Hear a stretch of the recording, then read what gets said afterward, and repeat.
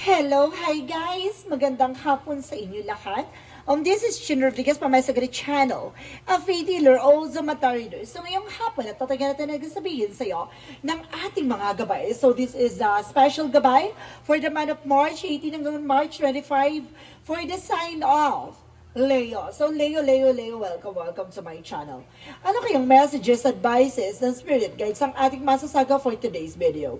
Kanino naman kayang energy o kaganapan sa buhay ng mga Leo signs ang ating mga hagilap. So guys, this reading is a general reading namang hindi lahat makaka-resonate.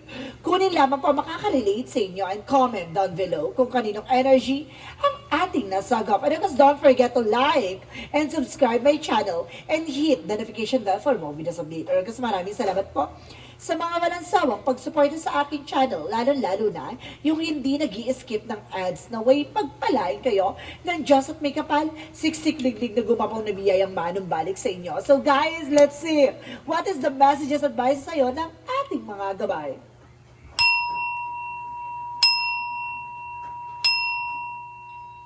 So guys, welcome guys to my channel. Ito na, naumpisahan na natin ang laban for the sign of Leo.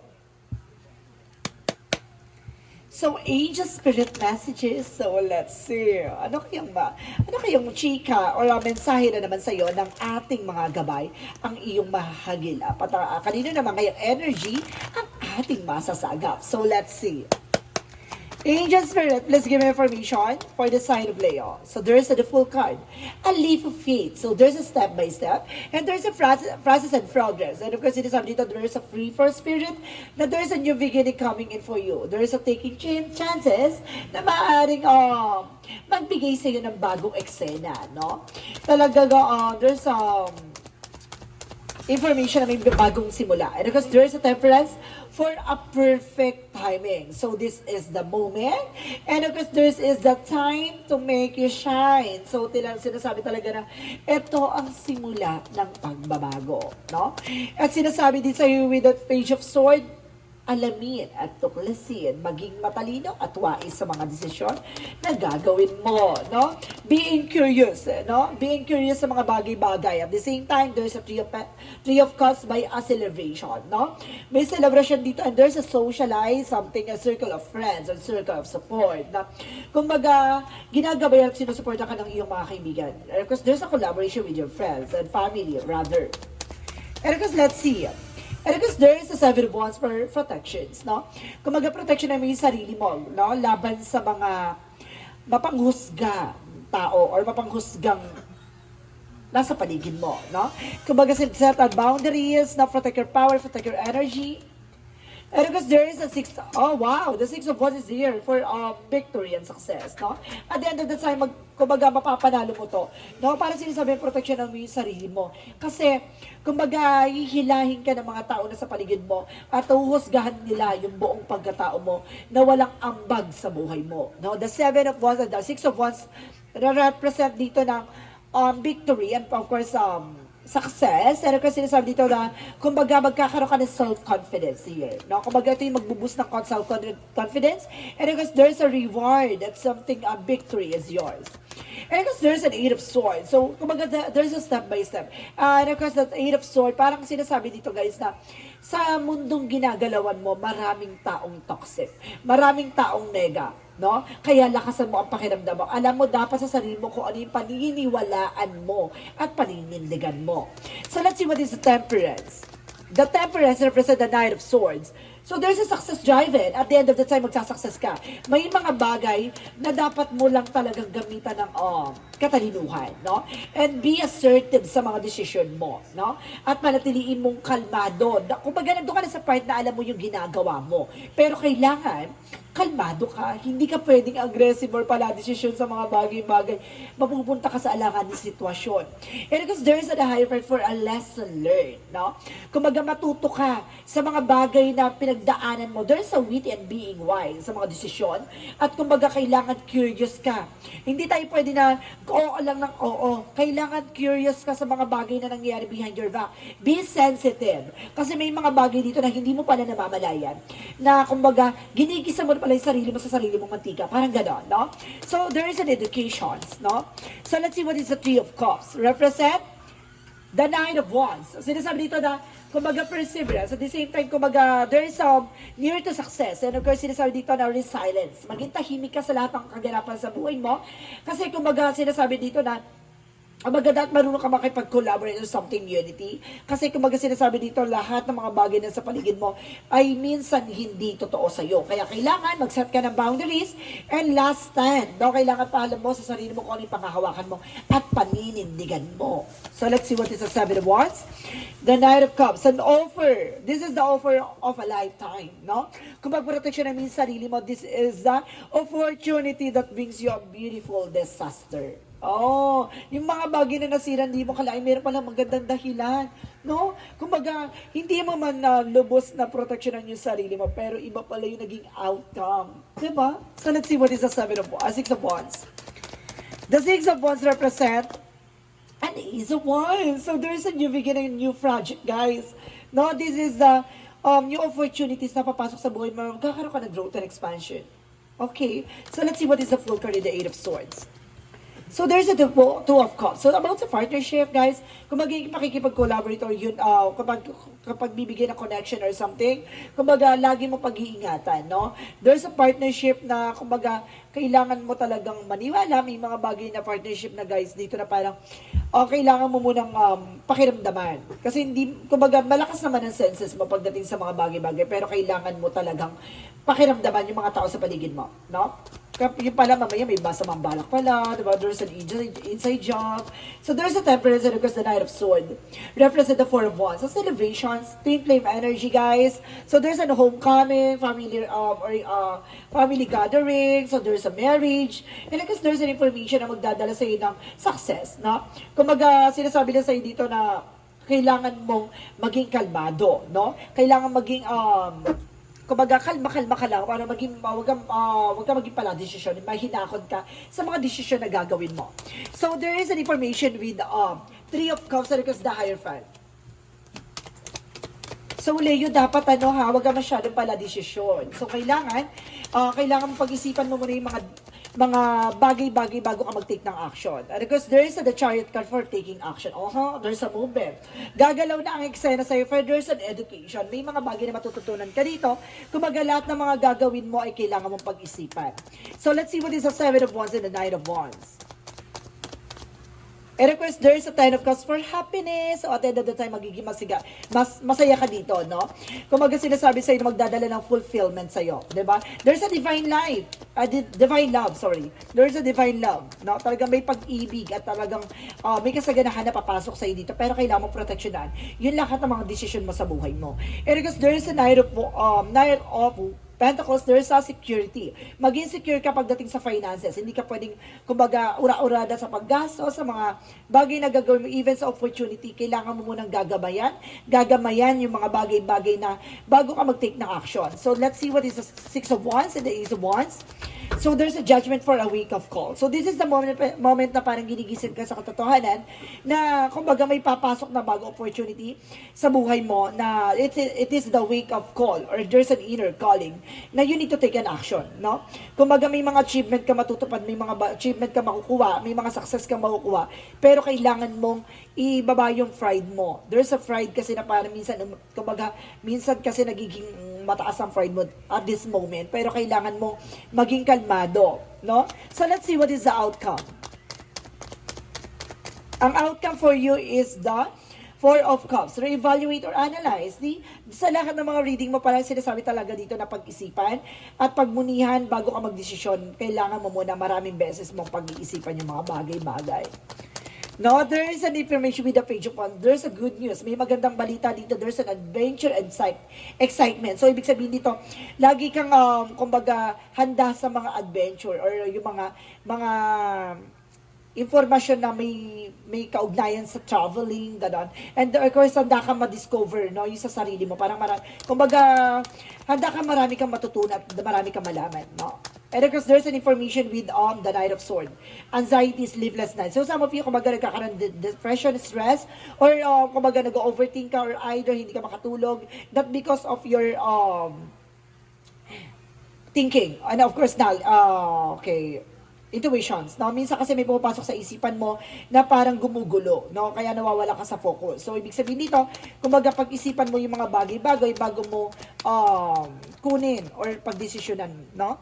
And because there is a page of cups, see, there's an intuition. So, minsan talaga, kumbaga kailangan mo makinig sa inner voice mo. May mga paalala na mga bagay na kailangan mong iwasan. At the same time, there is a Queen of Wands by confidence. So, at the end of the time, kailangan may kumpiyansa ka at medyo dapat makapalang mukha. So, let's see. What is additional messages for career?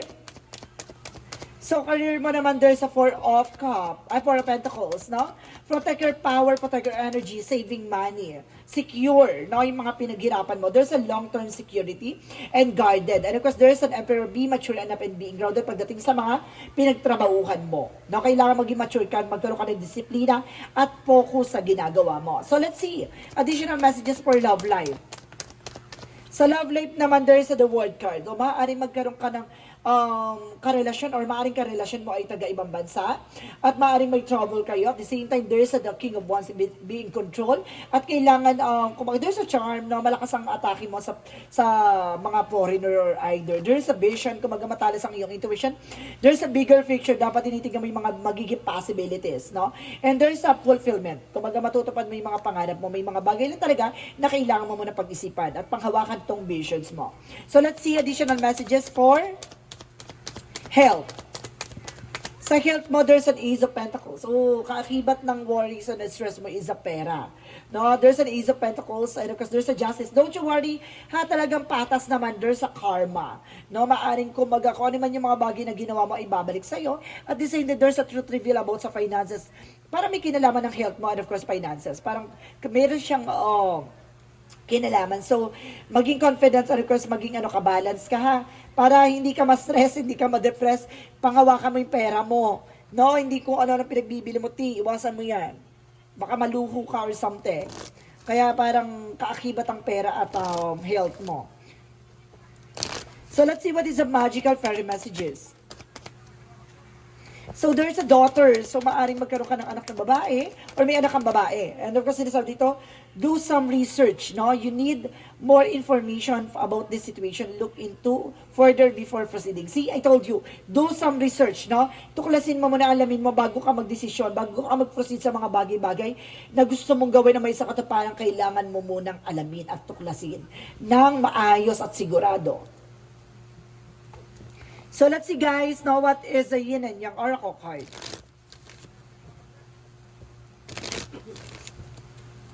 For Yin and Yang Oracle card represent celebration, abundance, gift. So there's a gift from the universe and of course there's an abundance coming in for you and celebration coming in. At the same time, there's an, not more than purpose. Ito talaga yung purpose mo sa buhay. Ang tumanggap na mga biyaya ng may kapal. And there's a control. Kontrolin mo yung bunganga mo, pasmado minsan daw.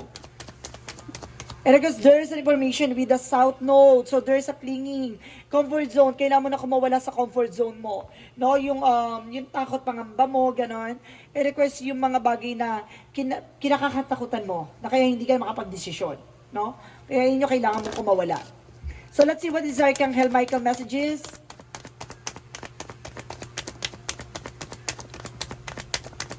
And there is a guarded and protected. So, ibig sabihin dito, protektado ka at ginagabayan ka. At the same time, you're on the right path. Napanood mo at naririnig mo itong dito. At talagang tumugma sa'yo. Plakado. One more card, Archangel Michael. And innocence, may mga bagay na hindi pa nangyayari sa ngayon. Innocente ka pa dito, no? Kumbaga, sa madaling salita, virgin ka pa, innocence, no? Wala ka pang kamali-mali, wala ka pang kabuwang-buwang. Ganon. And there's a perception, baguhin mo yung mindset mo. No? And there's an isolation. Ito yung kasi nagdadala sa'yo ng, kumbaga isolation or something, imprisonment. Kaya hindi ka makaalis sa situation mo kasi kumbaga nag-overthink ka or either you're being paranoid and there's a victim. Maaring biktima ka ng mapanlinlang or mapanghusgang lipunan. So let's see. What is additional messages? And because there is a support, wow, sinusuportan ka ng ating angel spirit. At they say that light and love, magkakaroon ka ng kaliwanag pagdating sa buhay pag-ibig. Ay, maliliwanagan ka na, matatauhan ka na ata. And of course, there's a time to decide. So, kailangan mong magdesisyon as of now. No? Kung ano yung gusto ng puso't isip mo. Heart through desires. So, best Moontology. What is the Moontology? You are good enough. Sapat ka na raw, ha? And of course, sinasabi dito, there is a time to give rather than take. Mas maganda ikaw yung nagbibigay ng oras at panahon kaysa ikaw yung humihingi. No? At sila yung mihingan ng oras mo. And of course, don't show the world the real you. No? So, sinasabi dito, ipakita mo sa mundo kung sino ka talaga. No? Iwasan mo na yung mag-pretend, magpanggap. So, let's see what is the energy. So, there's an appreciation. No? Marunong ka dapat mag-appreciate ng mga opportunity pumapasok sa'yo. And there's a strategy, no? Baguhin mo yung strategiya or there's a strategy na kailangan mong gawin. And there's a victory is yours. Wow. And there's a broken hearted, no? Kala mo there's a victory. Victory nga, oo, nasa panalo ka sa pagdating sa finances, career. Pero pagdating sa love life, bopis ka dito, P. Lagi ka nasasaktan. Medyo, ano ka dito, no? Alanganin ka sa love life. May sakit at kirot. Kasi puro kaharot. So let's see what is additional messages. So there is a portal, guys. So ibig sabihin dito, kumbaga doors are opening for you. Binibigyan ka ng oportunidad ng ating Panginoon na binubuksan na about sa spirituality sa'yo para maunawaan mo yung nangyayari behind your back. No, baka it's all blockages or something negativity around you kaya hindi ka makalis sa situation mo. There's an open portal. So, there's a portal here. So, ibig sabihin, baka nakatapat ka sa pintuan or mayroong nakatapat sa bahay nyo ng naghahatak ng nega. Kaya siguro minamalas kayo, ganon. And of course, there's an information with a balance. So, kailangan mo maging balanse. At the same time, there's a discipline. So, talagang disiplina is the key. No? And of course, let's see what is Archangel Raphael. And listen to your intuitive feelings. So, lagi ka makikinig sa iyong gut feelings or something intuitions, ganon. And for Archangel Raphael messages, so there's a relationship. Mayroon talaga relationship involved baka. So, let's see what is the angel's answer. Within the next few weeks, sa mga susunod na linggo, magkakaroon ng mga pagbabago. And look for a sign. May senyales, P. This is the sign na hinihintay mo and there's a compromise. Ito yung mga pinangako at pinagkasunduan nyo, no? So, let's see what is the Romance Angels. Romance Angels represent a new love is coming in. May bagong pag-ibig. So, let's see what is additional messages. For angel spirit, so there's a premonition. Ay, meron ditong parang pangitain or nakita mo na to na mangyayari, no? So, ibig sabihin dito, guys, na kumbaga may may signs na sa'yo and look for a sign. So, ibig sabihin talagang na-vision mo na or nakita mo na yung mga posibleng mangyari. And there's a relationship. So, may kaugnayan ang iyong relasyon. And there's a transformation for a magic. Wow! So, let's see what is a Jesus-loving quotes. Sinasabi din dito, guys, there's a knock and shall be open to you. No, kumakatok na ang ating Panginoon, pagbuksan mo na. So, ibig sabihin, marami kang dapat matutunan. At yung bagay na to, ang dapat mong pakakatandaan. So, let's see what is the synchronicities. For synchronicities messages for you. So, there's a synchronicity. May sign talaga, guys. May senyales. May senyales talaga pinababatid sa ng gabay. And there is a resilience. So, kailangan maging tahimik. Hindi ka pwedeng bulgarante. Mas mado talaga yung bunganga mo. Kapag siguro may gusto kang gawin or mayroon kang gustong may sakot parang kinukwento mo sa ibang tao, tapos hindi na natutupad. No? Kaya kailangan yung bunganga mo, tigil-tigilan mo yan. And because there is a child. So, may kinalaman din dito ang bata or something sa buhay mo. Parang it's either may swerte or mayroong nagbibigay ng something inspirational for you. So, and of course, there's a 1994, a cycle, a karma. karma, warning, judgment, influence, power, cycle, and changes. So there's a revert, no? Kumbaga isisilang ulit ang panibagong eksena sa'yo. Kung ibig sabihin the cycle, bagong yugto, bagong eksena, there's a new phase and new horizon na papasok sa buhay mo. A karma will be paying you a visit, release that need to control because you cannot force things, learn your lessons so that they don't repeat it in the near future. Make some space for new experiences. So see, kumbaga matuto ka na sa mga nangyari sa isa nakaraan para hindi na maulit-ulit. Ha? Kumbaga ganon. Kumbaga matuto ka na sa mga nangyari sa buhay mo. Huwag mo nang paulit-ulitin pa. Kung ayaw mo umulit-ulit sa eksena, hindi yung patambling-tambling sa eksena, pabalik-balik ka dun sa kaganapan sa buhay mong ganon. No? Kailangan mabaguhin mo ang nagbibigay ng maling sistema sa buhay mo. Kung gusto mo mabago ang buhay mo, ngayon pa lang, simulan mo.